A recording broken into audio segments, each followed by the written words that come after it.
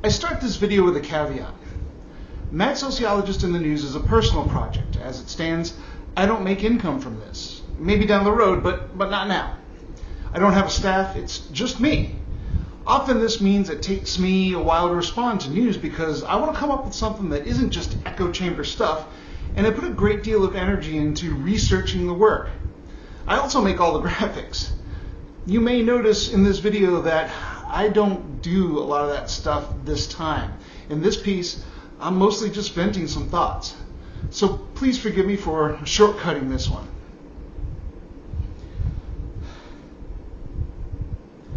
Well, that sucked. I know, I'm speechless as well.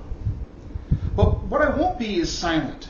Speaking out now is more important than ever, so we better figure out what it is we want to say.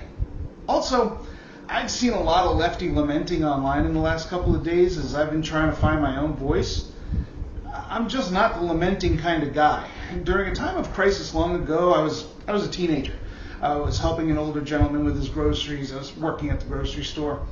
We got to talking and I shared some of my frustrations with him. He said a simple sentence to me that I've never forgotten. I can still see him standing there. He closed the trunk of his car, leaned in closer than I'm comfortable with, and said, "Don't let the motherfuckers get you down." So I'm dedicating this episode of Mad Sociologist in the News to that guy. But I have to admit, I'm struggling. What am I struggling with? Well, I'm not struggling with the fact that the Orange Don won. Frankly, I didn't really lose myself in the momentum and positive vibes of the Harris campaign. Even after the debate, everyone I talked to who was feeling upbeat, I tried to reflect that, but I always gave the caveat that in 2016 we knew that this two-bit, thin-skinned, small-minded con man would never win the presidency. And he did. I witnessed many of those same feelings this year. Don't get me wrong, I don't want to say I was prescient in this. I thought Harris would win. I wanted to get caught up in the positive feelings too. I really did. I even tried to. But 2016 was always in the back of my mind and probably always will be. And this is a good thing. What's got me this time is that now we can no longer hide under the dirty laundry of denialism. Remember back in 2016 when Obama assured us that Trump would not win because that's not who we are as a country? I really wanted to believe that. And I knew better because I'd been writing on topics like racism and right-wing discourse. Then 2016 happened, and what did we do? All of us. We explained it away. Oh, it was the angry white male. Remember that one? It was the Electoral College. People were just caught up in Trump's celebrity. It was a fluke. Then when Biden won, we thought we could turn the page. Everything was back to normal. We can get on with our lives. Now we know. It wasn't a fluke. This really is who we are as a country. I hate that. But with this decisive victory, and yes, it may not have been a landslide, but by current trends it was decisive, there's no getting around the truth. A fascist caucus has taken over the Republican Party and now holds the reins of power in all three branches of government. And more than half of our electorate want it that way. The dominant political ideology in the United States right now is fascism, period. That's the reality. Okay, that's the reality. Again, I hate it, but I can't and won't deny it. And I won't try to water it down. There's no honest way to deny or water it down at this point. Everyone knows who this man is and what he stands for. He was impeached twice. He really did do the things he was impeached for. We have him on video and audio. He's a criminal. We know he's a criminal, a rapist. The one crisis he faced as president, the COVID pandemic, was a fiasco. In his own speeches, he's telling us that he's going to hurt millions of people, and we know he's going to do it because he's done it before. He literally had babies ripped from their mother's arms and thrown in cages, for God's sake. Empathy is not his thing. He calls fellow Americans scum, vermin, evil, and enemies within. He openly admits that his administration will be violent. His own former administration officials have reported and testified how they had to keep him from exercising more violence and hate than he did. They told us he is, in fact, a fascist. He has used the most disgusting, vile, repugnant, hateful rhetoric throughout his campaign. He has consistently appealed to the basest, most cruel elements of his movement, and he won, hands down. The part that really gets me, the part that I'm struggling with, is that many of my friends and family, people I love, people who know me and my family, saw all of this hate, spite, and venom, much of which they knew was directed at me and my family, at least in kind, if not directly. And they voted for the guy. They voted to hurt me, my wife, and my children. Knowingly. He was open about what he wanted to do. And they voted for him anyway. That's going to make Thanksgiving and Christmas a bit awkward on my part, I have to admit. This isn't John McCain and Barack Obama arguing over healthcare policy. This is a man who referred to people like me as scum and evil and needing to be rooted out. And he got the votes. Why? What happened? How did we go from the progressivism of the New Deal to the Reagan Revolution to nascent fascism? The explanation is not difficult. It's been staring us in the face and has been a topic on the Mad Sociologist blog. This system, capitalism in general, but the neoliberal political economy in particular, simply does not work for most Americans. It doesn't work. Overwhelmingly, most Americans know this. In fact, the only ones who don't seem to know this are the Democratic Party establishment. Everyone else knows this. When the system doesn't work, the people are left with two options. Both are aspirational. First, we can try to rewind the clock to a time when the system did work. But the system never really did work for most people, and clocks don't wind backward.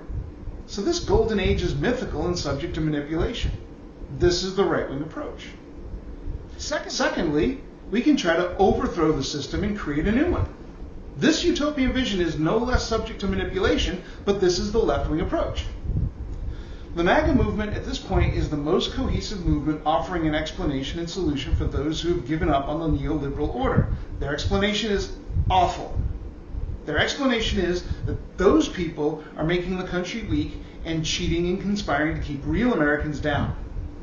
This is the core of what Arlie Hochschild refers to as the deep story of the right, that liberals are holding back real, mostly white Americans so that unworthy minorities can jump ahead in the long line to the American dream.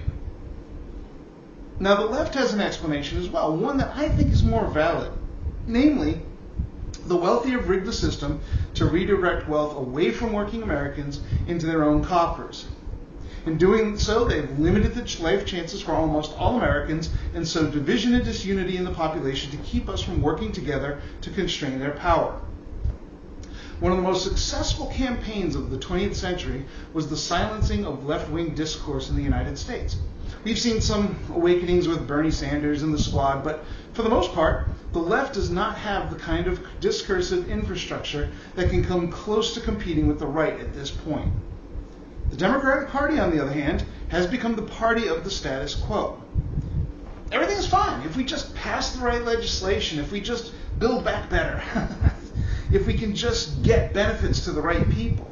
The Democratic Party is the conservative party in the truest sense of the word. They're trying to conserve the system as it is, so they continue to lose. In fact, in the last quarter century, the only times Democrats win is when there's a complete catastrophe at the hands of the Republican Party. Then the Democrats go back to business as usual. People's lives may improve in increments, but they're still in precarious situation because most of the value they produce goes to the wealthy while working people are left to just hang on to threads. And Democrats lose. I predict that the Democrats will try to blame their loss on progressives. This isn't because of some inside knowledge on my part, it's the pattern. Democrats lose, and they find a way to blame Bernie or AOC. Harris literally sought and received Liz Cheney's endorsement, but you can bet the Democratic assessment will be that she swung too far to the left. It's like thunder after the lightning.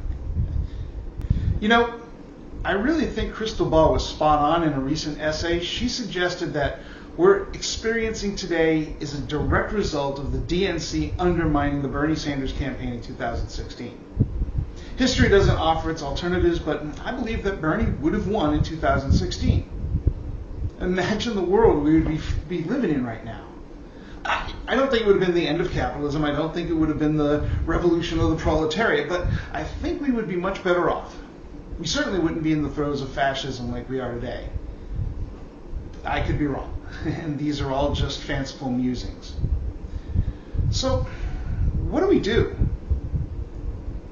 Like you, I'm not really sure. I'm trying to figure it out myself. I guess we can divide this into two parts. What can we do politically, and what can we do personally? The first thing we do right now is get a grip. The world has not come to an end, and the election of a single president is not going to turn the United States into a fascist country by February. Those of us who believe in democracy, who believe in basic human dignity, who believe in human rights, we've experienced a setback. But it's not the first time, and it won't be the last. So take a warm bath, drink some tea, maybe a cocktail, and relax. Here's what we can do politically, and I'm just spitballing here. First, we have to prepare the battlefield. Look, we're in for a fight. If the former president actually follows through on what he says he's going to do, millions of us are going to be the direct victims of the administration. If he and the GOP follow through on their plans, millions of people are going to lose their health insurance. Women will lose their bodily autonomy. Gender non-conforming people will be attacked for who they are. Immigrants, of course, will be subject to a military police state. Millions will be deported. Generations to come may find themselves living in a dystopia resulting from going over the ecological tipping point. In the very likely chance that a man who has done nothing but lie his entire life was lying about Project 25, that opens up a whole nother level of fuckery. I could go on and on, but the bottom line is that complacency, tuning out, apathy, giving up are not options. You have to remember something. This movement that is now holding all seats of power did not begin in 2016. It began in the 1920s as a cohesive movement. It was empowered in the 50s with McCarthyism and the 60s with the Goldwater movement and Nixon's Southern strategy. It received its lifeblood in the Reagan years and the moral majority and galvanized under the second Bush administration. Its natural network is the right-wing media complex that has been evolving since the 1990s. This didn't happen overnight. It took almost 100 years to reach this point. A democratic movement in the United States is also not going to happen overnight. Hopefully it doesn't take another 100 years. It's up to us to build on the groundwork laid by leftist movements since the 19th century. Yes, that movement is in rubble, but it doesn't have to be. We can work together to rebuild. My union local president has a quote he likes. I don't remember who it's attributed to, but I like it. He says, "Nobody can do everything, but everybody can do something." Figure out something that you can do. You don't have to become Gandhi or MLK. If you can write letters to the newspaper, do that. If you can join a club and do bake sales, do that. Figure out what it is that you're willing and able to do. Next, figure out what your primary focus is. This is a tough one for me. I care about a lot of things, but I don't have the time and the energy to put into all of those things. I can't possibly give myself to all of the causes and movements I find worthwhile. But I can choose one to be active in. I can choose a couple more to contribute to. Find that thing that most drives you and do it. Find something. There's this great protest sign that says, if you're not outraged, you're not paying attention. There's something out there for you to be involved in. There's got to be something you care about. Another thing, support journalism. First, support your local paper if you're lucky enough to have one. Secondly, find a reliable, independent news source that you can subscribe to. And subscribe. Pay the dues. A free media is crucial to the work we do, and it is one of the 4 pillars of democracy that is immediately under attack under this movement. You can bet that news sources critical to the coming administration will be subject to lawsuit and attack. Finally, one last thing that I think we can do politically, and this one's going to be controversial, especially among leftists. Join the Democratic Party. I'm not saying this as a recruiter. I don't work for the Democratic Party, and I have plenty of animus for the DNC. I'm saying this because the right wing was able to take the seats of power by taking over the Republican Party. The Democratic Party needs an infusion of dedicated, passionate leftist voices. So long as the Democratic Party remains a milquetoast conservative party offering nothing but a kinder, gentler neoliberalism, it will lose, and consequently, the Republican Party will win. We cannot afford to let the Democratic Party be taken over by Liz fucking Cheney, Jeff Flake. We need a powerful left caucus in the Democratic Party to help finish the groundwork laid by Bernie and the squad and other progressives. And no, Jill Stein is not going to save us. Maybe we can get there by building a successful third party if we're willing to add 50 years to our goals. I don't have 50 years. The Democratic Party has the infrastructure. That's the road we need to take.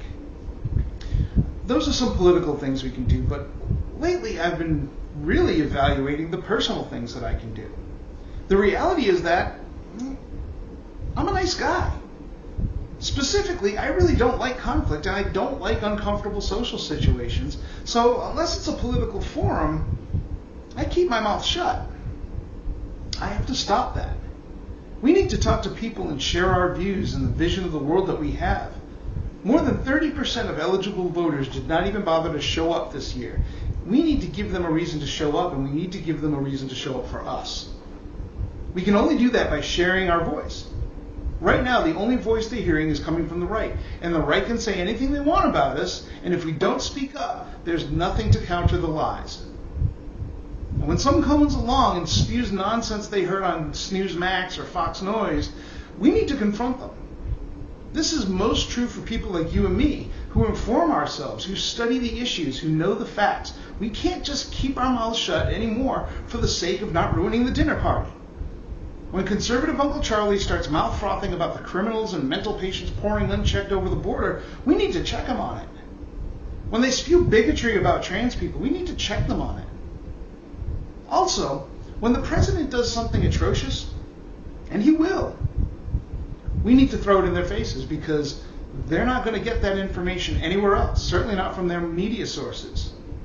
Then we need to get them to take ownership in it. This woman died because she couldn't get that DNC. Why did you vote for this? Every time a family is thrown to the street because of a parent being deported, put it in their faces. Demand an explanation. Make them uncomfortable because look at you now. How uncomfortable are you? This is what they voted for. Make them own it. Most importantly, when they themselves are victimized by the regressive policies that are sure to come, remind them of how they voted. When they lose their health insurance, remind them that that's what they voted for. They have demonstrated that they have no empathy for us. We've been too nice for too damn long. We've been sitting uncomfortably with our right-wing acquaintances, letting them get off scot-free because we didn't want to make anyone else uncomfortable. For my part, that ended on Wednesday morning. And when we see someone standing up for our values, don't let them stand there alone. If it's a social occasion, stand with them. If it's on social media, support them with more than just a thumbs up sign or a heart. Actually contribute. We need solidarity. The right flourishes when liberals and the left are undermining each other. One of the big weaknesses I see on the left is that we let the perfect be the enemy of the good. Many of us demand a level of political purity that is just not possible before we give our support to a cause. If this guy isn't all in on my revolution, he's a closet conservative. That doesn't help us. Something that I've learned after years of activism is that better is better. I support single-payer health care. I was even willing to take a step down to a public option when Obama ran in 2008. What I got was Obamacare. I was pissed. But I still supported it anyway because it was better than what we had. Better is better. And we're better positioned, we can build on Obamacare or whatever and take the next step. None of us are going to get exactly what we want right now. It's a process of construction. Better is better. Laying every brick brings us closer to the house we want.